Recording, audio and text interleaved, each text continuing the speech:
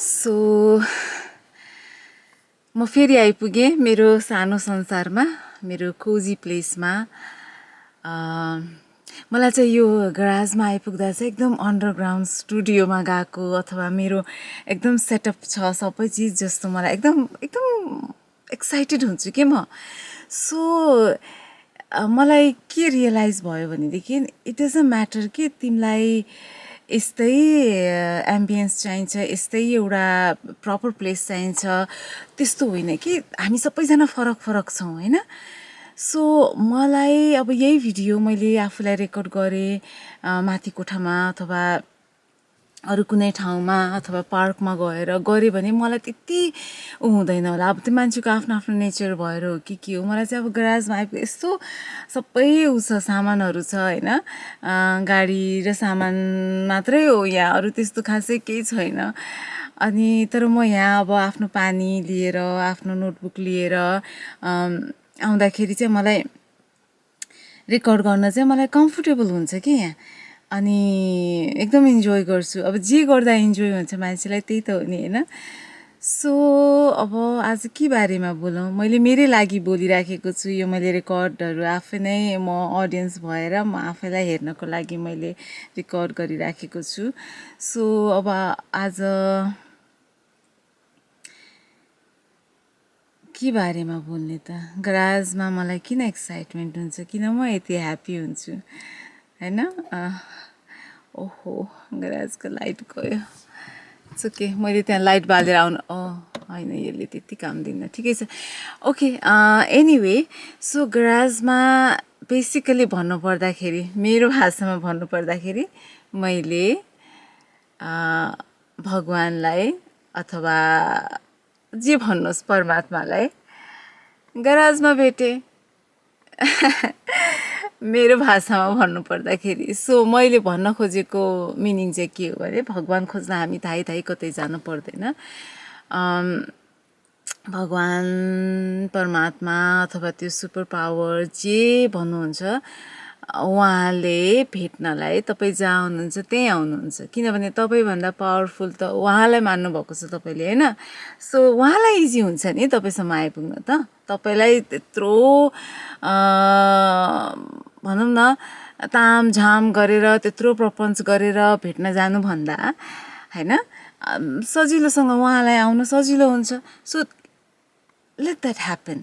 मलाई त्यस्तै मैले गरेँ जस्तो लाग्छ, मैले नोइङली अननोइङली त्यही नै गरेँ जस्तो लाग्छ, किनभने मेरो स्थिति अनुसार म कतै जाउँ, मेरो सिचुएसन थिएन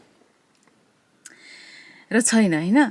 सो मलाई त्यतापट्टि त्यति धेरै इच्छा पनि भएन कि, किनभने एउटा पुल हुन्छ नि त्यस्तो पनि भएन, र एउटा जिज्ञासा चाहिँ थियो, के हो त यो, के भइराखेको छ त, अरू कहाँ गइराखेको छ, अरूलाई इजी भइराखेको छ कि त होइन।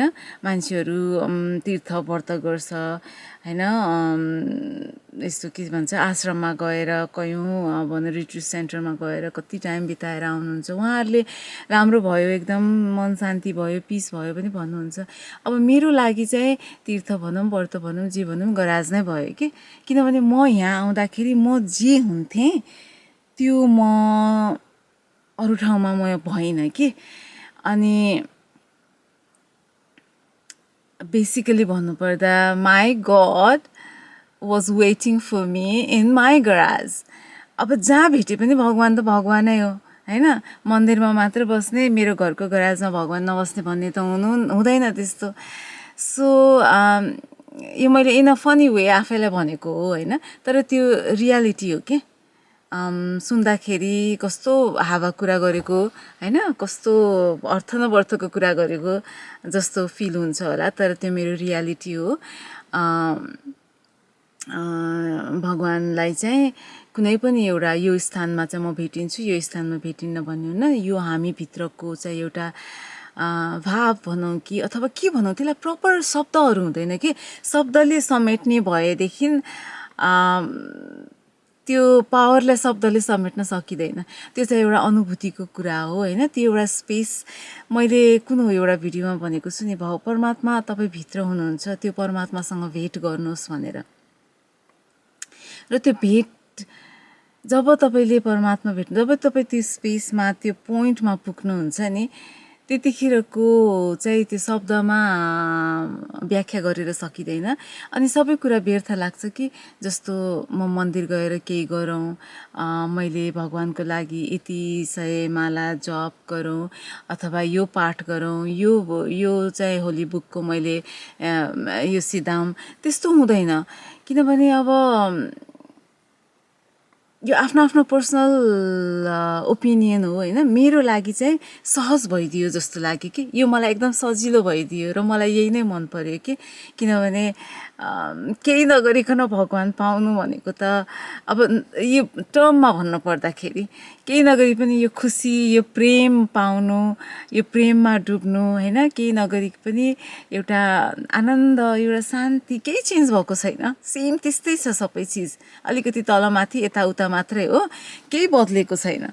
तर एक किसिमको भित्रबाट के बदलिएको पनि भन्न मिल्दैन। त्यो एउटा छ्याङ्ग भएको भन्छ नि, बादल फाटेर, त्यस्तो टाइपको, त्यसले पनि पुरा गर्दैन। सो शब्दको एकदम कमजोरी छ है, जुन एउटा कहिलेकाहीँ भन्न खोजेको कुराहरू भन्न सकिँदैन। तर मैले भनिराख्दाखेरि मेरो शब्दभन्दा पछाडि एउटा शान्त एउटा फ्लो आइराखेको छ नि, त्यसले चाहिँ सायद सुन्नेलाई छुन्छ होला। किनभने त्यो चाहिँ कुनै शब्दले समेटिएर व्याख्या व्यक्त पोख्न सकिँदैन। त्यो चाहिँ मैले बोलिराख्दाखेरि ल ऊर्जा नै मानौँ होइन, त्यसलाई चाहिँ अब के भन्ने, त्यो फ्लो, त्यो ऊर्जा, त्यो मेरो ध्वनि पछाडिको, मेरो वाणी पछाडिको त्यो तत्त्वले चाहिँ it's really beautiful. It is really beautiful place to be in, and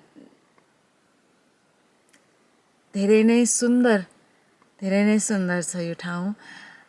मैले यसरी म पोस्ट गर्छु गर्दिनँ थाहा छैन, तर गरेँ भनेदेखि यदि तपाईँले सुन्नुभयो मलाई भने मेरो अनुभवमा चाहिँ यो जुन स्थानमा म छु, मोस्ट अफ द टाइम म हुन्छु, कहिलेकाहीँ यताउता त भइहाल्छ होइन, तर यो ठाउँमा चाहिँ एकदम शान्ति छ, एकदम प्रेम छ, आफ्नो लागि प्रेम छ, अनि सबैको लागि पनि छ, तर पहिला आफ्नो लागि छ नढाँटिकन भन्न पर्दाखेरि। र एक किसिमको आनन्द छ कि त्यो आनन्द सायद मैले $1,000,000ले पनि मैले कतै गएर किन्न सक्ने त्यो हुँदैन होला।